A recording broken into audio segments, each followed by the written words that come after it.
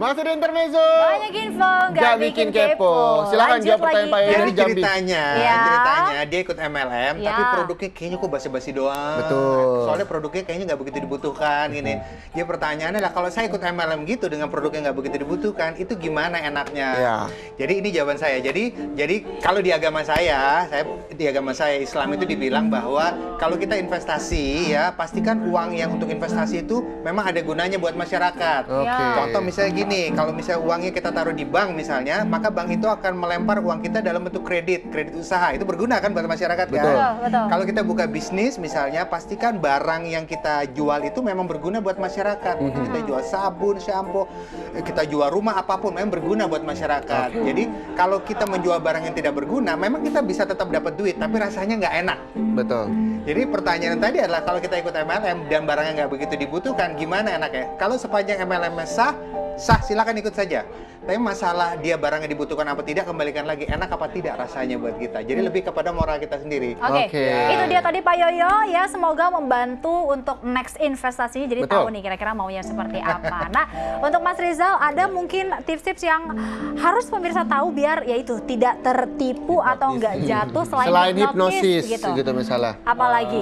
Ya harus lebih benar juga yang kata Mas Duda tadi, lihat dulu kalau semua keuntungannya itu menggiurkan, justru Dalam waktu singkat, ya, ya. makanya harus hati-hati ya, karena biasanya sistem-sistem yang penipuan itu adalah dia selalu nyerangnya otak kanan. Otak kanan, otak oke. kanan gitu. Yang indah-indah, Makanya ibu-ibu gitu. kan banyak menggunakan otak kanan dan nurani Iya. ya. Gitu kan. Kalau otak kiri logika, soalnya. Logika gitu Logika, kan. ya. Nah, jadi lebih banyak gunakan logika dulu deh. Betul. Gitu. Oke. Logika dan tim saya adalah jangan langsung invest, jangan langsung terima, konsultasikan dulu kepada pakarnya. Betul.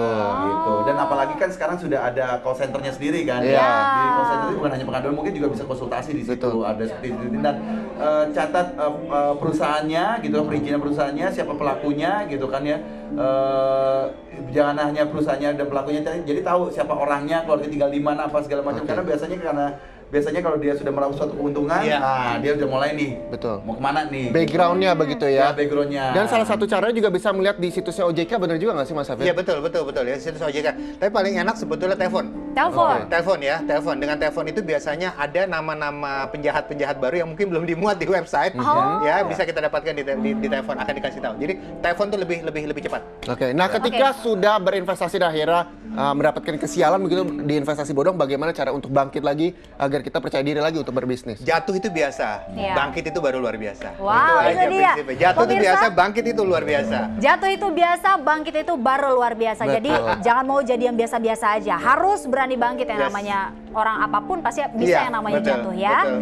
Oke, terima kasih sekali Mas Hafir Terima Sanduk. kasih. Terima kasih Mas Hafir, Mas Rizal, terima kasih banyak.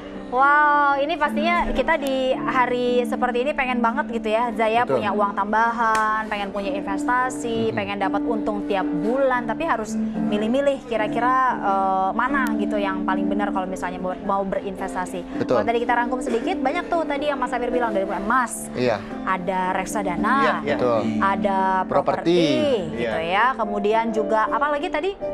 Kalau emas, reksadana, Aha. emas, properti, Aha. bisnis juga. Bisnis juga kita ya. bisa lakukan dan kalau bisa kita harus tahu bisnis apa saja yang bisa dilakukan dengan modal terbatas. Tadi Nah. ada dua ciri yang udah saya sebutnya. Iya. Nanti kapan kita bikin lagi acara seperti ini Aha. ya. Kita bahas lagi bisnis lain yang bisa kita lakukan dengan modal dengkul. Betul. Nah, modal Nah. dengkul ya.